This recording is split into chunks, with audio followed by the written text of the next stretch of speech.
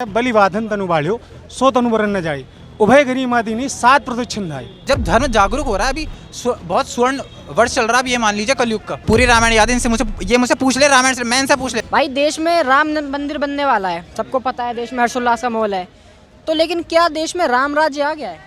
राम राज्य आने की जरूरत ही नहीं, राम राज्य तो हमेशा से था, त्रेता से चल रहा है राम राज्य तो। अच्छा, देश में राम राज्य की जरूरत ही नहीं है ना, राम राज्य तो शुरू से है।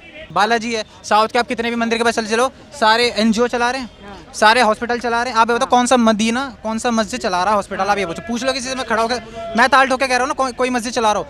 मस्जिद में क्या सिखाया जा रहा है? धरती फ्लैट है, अच्छा, सूरज हमारे चारों तरफ घूमता है, हम सूरज की चारों तरफ नहीं घूमते। अब वो कह रहे हैं कि इनकम जनरेट होनी चाहिए, ये होना चाहिए, वो होना चाहिए। देखिए भैया, राम मंदिर जब अभी जैसे प्राण प्रतिष्ठा होने वाली है 22 तारीख को, जब राम मंदिर बन जाएगा ना, जो लोग ये बोल रहे हैं कि इनकम जनरेट नहीं हो रही, एम्प्लॉयमेंट का कोई फायदा नहीं हो रहा, भैया आप देखो वहाँ पे चोला चढ़ाने के लिए इतने सारे स्टॉल खुलेंगे। सीपी भी जब बना होगा, यहाँ पे जब सीपी बना होगा, इतने सारे बने हैं ना, कोई बूट पॉलिश वाला, कोई इनकम जनरेट कहाँ नहीं हो रही है ना, आप मुझे बताओ। लोग बस से आएंगे, और सबसे बड़ी बात है ये 22 जनवरी को लेकर बहुत सारी चीज़ें हो रही हैं कि ड्रोन शो होगा, वहाँ पे रोड साफ हो रही है। साफ कौन कर रहा है? जो लोग बोल रहे हैं उनके घर से तो आ नहीं रहे साफ करने के लिए। स्वीपर को क्या दी नहीं जा रही है? इनकम दे रहे हैं ना। अच्छा भाई, आपने धर्म की बात करी थोड़ी देर पहले, तो धर्म के सर्वोच्च पद पे बैठे हुए शंकराचार्य देश में, शंकराचार्य ने जाने से इनकार कर दिया, क्या विचार है इस पे आप? देखिए बिल्कुल सही है। आप पहले देखिए, आप ना आपको ये समझने की जरूरत है कि जो शंकराचार्य हैं वो है क्या।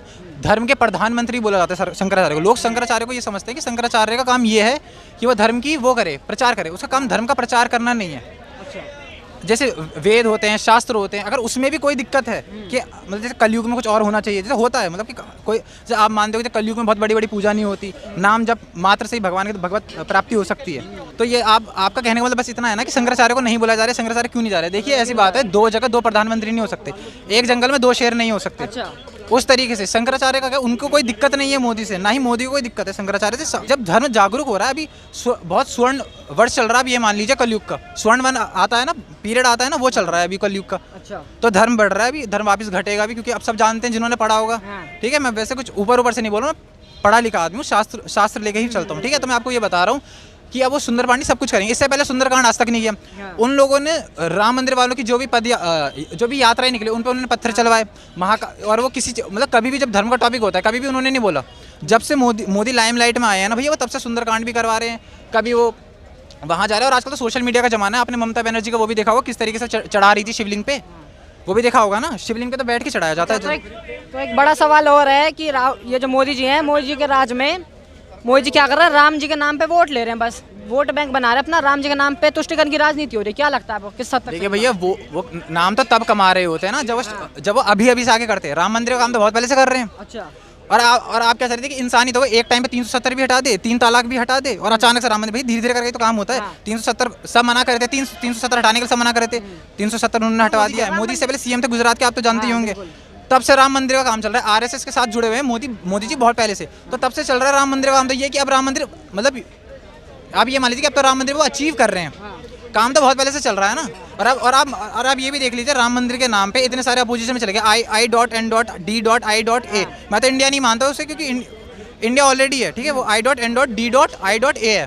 ठीक है, वो लोग, इतने सारे लोग जब एक बंदे के खिलाफ जा रहे हैं, तो आप मतलब जाहिर है आप समझ सकते हैं ना, एक बंदे की पावर ही होगी। तो क्या लग रहा है, इतने बंदे जो जा रहे हैं उनके खिलाफ तो मिलकर हरा देंगे इस बार 24 में? नहीं, ऐसे नहीं हरा पाएंगे, क्योंकि देखिए ऐसी बात है ना, अब लोग जागरूक हो गए हैं। वो जमीन से जुड़ा हुआ आदमी है ना, आप देख लेना, वो पूरा साधु आदमी है।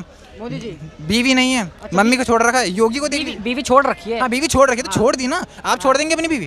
भाई बीवी है नहीं, ये मत बोलो बीवी है नहीं, छोड़ दी ना। छोड़ते और क्या, संन्यास ले तो लिया, और क्या संन्यास मतलब छोड़ दिया, सब कुछ त्याग दिया उन्होंने। स्वच्छ भारत का काम किया है कि नहीं किया? किया है बिल्कुल। और सब लोग बोल रहे हैं कि भाई नोट हटा दिए, भाई नोट हटाने से तो पता चलिए करप्शन। नोट नहीं हटाए होते तो केजरीवाल का बंगला कैसे पकड़ा जाता? अभी थोड़े दिन पहले, मेरे को नाम याद नहीं है, पर कांग्रेस का किसी 300 करोड़ का स्कैम पकड़ा गया ना, थोड़े दिन पहले की बात है, पकड़ा गया है ना। तो नोटबंदी नहीं होगी तो कैसे पता चलेगा? अच्छा, लोग कह रहे हैं कि आपने नोटबंदी और करप्शन की बात करी, तो मोदी जी की पार्टी में भी कई सारे नेता हैं, उनके ऊपर केस है, करप्टेड है, उनका कुछ नहीं होता। देखिए, मैं पहली बात तो मैं ना ही मोदी के साइड हूँ ना किसी के साइड। मैं मोदी के साइड इसलिए हूँ, मैं बीजेपी के साइड नहीं, मैं सिर्फ मोदी के साइड हूँ एज अ प्रधानमंत्री। क्योंकि देखिए मेरा काम तो, देखिए मैं तो मोदी सही काम कर रहे हैं, मोदी जी बहुत सही काम कर रहे हैं। मोदी जी ऐसे जो भी करप्टेड आज अगर ईडी सीबीआई भेज रहे हैं, मानते हैं इस बात को? हाँ जी, जो भी करप्टेड है उसके खिलाफ मोदी जी एक्शन ले रहे हैं ना? बिल्कुल एक्शन ले रहे हैं। तो उनकी बताऊं, कुछ पूछ रहे हैं वो? 3 काम ढंग के बता दो। 3 काम मैं ढंग के बता देता हूँ। मैं सुनो, मैं मुसलमान को छोड़ के बता। मुसलमान को अरे आप इधर तो आओ, आप उधर से क्या बोल रहे हो? इधर आओ। GDP की बताओ। ठीक है, मैं अब आप सुन लीजिए, मैं ऑन कैमरा बोल रहा हूँ। सुन रहे हैं। ऑन कैमरा बोलो ना मैं धर्म, हाँ जीडीपी बताओ, ना मैं धर्म बोलूंगा, ठीक है, ना मैं मुसलमान के खिलाफ बोलूंगा। उसके अलावा मैं आपको 3 काम गिना दूं। जीडीपी नहीं उस ठीक है, सुन तो लीजिए भैया। ना मैं मुसलमान वर्ड जोड़ूंगा, ना मैं धर्म वर्ड जोड़ूंगा, और आप सब सुन लो 3 काम। हाँ भैया 3 काम सुन लो। 3 काम सुन ले भाई। 3 काम। ग्लोबल आइकन बना है इंडिया, टूरिज्म बढ़ा है, टूरिज्म बढ़ा है, ग्लोबल आइकन बढ़ा है इंडिया, एम्प्लॉयमेंट जनरेशन हो रही है, और एम्प्लॉयमेंट जनरेशन नहीं हो रही तो वो भी। रामायण कितने दिन पढ़ी है? पूरी रामायण याद है इनसे, मुझसे पूछ ले, रामायण से मैं इनसे पूछ लेता हूँ। रामायण का पहला श्लोक बता दो। देखिए मैं आपको पहले क्या बोला कि मेरे पास शास्त्र लेके चलता हूँ। आप सुंदरकांड में किसी से देखिए, हाँ बोल रहा हूँ, हाँ मैं बोल रहा हूँ, मैं पुरोहित नहीं हूँ, हमारे पुरोहित का आपने बोला पूरी रामायण याद है, मैं सुंदरकांड का पहला श्लोक पूछ रहा हूँ। मैंने ये नहीं बोला रामायण याद है, मैंने बोला आप रामायण से रिलेटेड कोई भी क्वेश्चन पूछ लो। मैं आपसे क्वेश्चन पूछ लेता हूँ, आप अगर उसका आंसर देने के।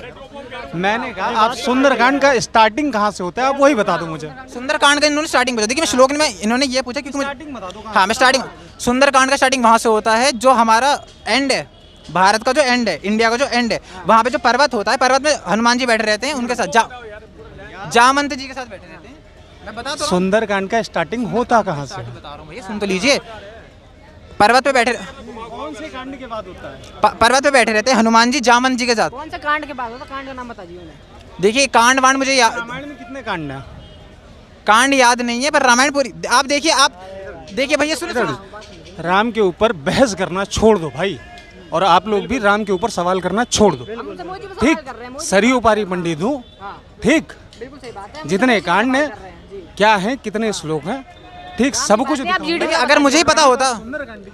सुंदरकांड शुरू होता है किष्किंधा कांड के लास्ट से, ठीक? पहला श्लोक है, सुनिए, पहला श्लोक है, बलिवाधन तनु बाढ़्यो सो तनु वरन न जाई, उभय गिरी मादिनी 7 प्रदक्षिण धाई, ठीक? उसके बाद हनुमान जी कहते हैं, तब अंगद जी कहते हैं, अंगद कहे जाऊं मैं पार, जी संशय कुछ फिरती बार, जाम कह तुम सब लायक, पढ़ई किम सब ही करना है, कहे रिचपत सुनो हनुमाना, का चुप साध रहे हो बलवाना, पवन तने बल पवन समाना, बुद्ध विवेक विज्ञान निधाना, ठीक? कवन सो काज कठिन जग माही, जो नहीं होता तुम पाही। आगे बोलो। देखिए भैया अगर ये चाह रहे हैं ना कि सुंदरकांड पढ़ने से, रामायण पढ़ने से पूरे राम जी समझ में आ रहे हैं, तो शंकराचार्य यही क्यों नहीं बन गए, पूछ लीजिए। राम राज्य कोई साधारण सी बात नहीं है कि रात को सो के उठोगे और सुबह राम राज्य आ जाएगा। आप बांग्लादेश को देख लीजिए, आप पाकिस्तान को देख लीजिए, अफगानिस्तान को देख लीजिए, अगर आपका देश उनसे बेहतर है तो समझिए आपके पास उनसे बेहतर राम राज्य है। अच्छा, राम राज्य का मतलब चैन से सोना, सम्मानित जीवन हो, सबको अपने अपने रोजी रोटी में हर्षोल्लास से सब लोग काम कर रहे हों, किसी में किसी भी प्रकार का उस तरीके का भेदभाव ना हो जो हम जनरली इतिहास में देखते आए हैं। सबके कल्याण के लिए जब सरकार काम करे, समाज काम करने लगे, बच्चे एक दूसरे के साथ मिक्स होने लगे, किसी में किसी का नाम ना पूछे, जाति ना पूछे, काम तो सबको करना है। देखिए काम तो कोई काम ख़त्म नहीं हुआ आज तक, ना जूते का काम ख़त्म हुआ, ना चप्पल का काम ख़त्म हुआ, ना चमड़े का काम ख़त्म हुआ, ना मिट्टी के बर्तन का काम ख़त्म हुआ, ना तीर तलवार का काम ख़त्म हुआ। तो काम सारे वैसे के वैसे हैं, और कोई ना कोई उस व्यक्ति को काम को आज भी कर रहा है, कल भी कर रहा था, लेकिन उससे उसके सम्मान के साथ देखा जाता है, उसके सम्मान के साथ वो जीवित रहता है, वही उसका राम राज्य है। जब वो सुकून से अपने घर जाता है, 2 रोटी बच्चों को खिलाता है, चैन से सोता है। तो राम राज्य कोई अलग सी व्यवस्था या अलग सा दिखने वाला दर्पण नहीं है जहाँ आप खड़े होकर कहेंगे ये राम राज्य है और ये राम राज्य नहीं है। जहाँ चैन हो, मान हो, सम्मान हो, वही राम राज्य है। और जहाँ कि देश में राम राज्य का मतलब जहाँ कहीं भी भेद ना हो, लेकिन दूसरी तरफ ये कहना है कि भैया मोदी सरकार से सबसे भेद ही भेद हो गया है, सिर्फ भेदभाव की राजनीति हो रही है, हिंदू मुस्लिम होता जा रहा है, बढ़ते जा रहे हैं लोग, ऐसे में कैसे राम राज्य? 6,500 से ज़्यादा जातियाँ हैं, अगर उनके बीच में कोई भेदभाव नहीं है तो हिंदू मुस्लिम का नाम आपने क्यों लिया? समाज में जो प्रॉब्लम है वो कहाँ से आती है, आपके अंदर जो विचार आते हैं वो कहाँ से आते हैं? जिस समाज को आप देखते हैं, जिस किताब को पढ़ते हैं, जिस स्कूल में पढ़ते हैं, अगर वहाँ पे कोई प्रॉब्लम है, कुछ गलत पढ़ाया जा रहा है, कुछ गलत सिखाया जा रहा है, तो प्रॉब्लम वहाँ से आ रही है। प्रॉब्लम ऐसे नहीं कि आपके मन में कोई सवाल ऐसे ही आ जाएगा बिना देखे, बिना सोचे, बिना पढ़े, बिना सुने, तो कहीं ना कहीं से वो विचार आ रहा है। इसीलिए तो इतने सालों से, सैकड़ों हजारों सालों से संघर्ष हम हिंदू समाज का मुस्लिम समाज के साथ है। तो वो संघर्ष की जड़ों पे आप जाएंगे तो आपको पता लगेगा कि वही देश से हिंदू मुस्लिम। आपने देखा 4000 से ज़्यादा मंदिर हैं जिनको तोड़ करके उसके ऊपर मस्जिदें बनाई गई। हिंदू समाज ने कभी ऐसा नहीं कहा कि उसे 4000 वो जगह वापस देनी होगी, हम दोबारा मंदिर बनाएंगे, लेकिन उन्होंने 3 मांगा था, 3 नहीं दिया आपने। तो पांडवों ने भी 5 गांव मांगे थे, जब 5 गांव नहीं मिला तो पूरा तांडव महाभारत का हुआ, और 5 गांव तो छोड़िए 5 इंच ज़मीन भी कौरव के पास नहीं रही। तो परिस्थितियां उसी तरीके से निर्मित होती हैं, जब जिस तरीके से आपका व्यवहार होता है, आपकी सोच होती है, आपका अपना प्रदर्शन होता है, अन्यथा एक हाथ से ताली नहीं बजती। अच्छा, राम मंदिर जो बन रहा है उसको लेके अब शंकराचार्यों ने तो साफ साफ तो मना कर दिया, इनकार कर दिया जाने से। और वहीं दूसरी तरफ कई और भी धर्मगुरु हैं जो विपक्ष के लोग हैं, वो लोग भी इस बात को कह रहे हैं कि जब शंकराचार्य नहीं जा रहे तो हम लोग भी नहीं जाएंगे, उनका नाम लेते हुए मना कर रहे हैं जाने से। तो क्या बीजेपी को शंकराचार्यों को नहीं मना चाहिए? अब देखिए, देश में बहुत सारे समाज के संत महंत हैं, सब उद्घाटन में एक साथ कैसे शामिल हो? फीता कौन काटेगा? एक ही फीता है और प्रधानमंत्री काटे, राष्ट्रपति काटे, गृह मंत्री काटे, होम मिनिस्टर काटे, कोई संत काटे, कोई अध्यक्ष काटे, तो होना कार्य एक ही व्यक्ति से है ना।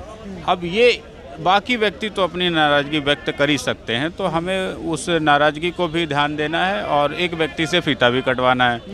तो किसी भी समस्या का समाधान तो आप नहीं कर सकते, ना तो आप 100 लोगों से फीता कटवा सकते हैं, ना 100 लोगों को आप इसके लिए कह सकते हैं कि भैया माफ़ कर दो और सब लोग शांति से मान जाए।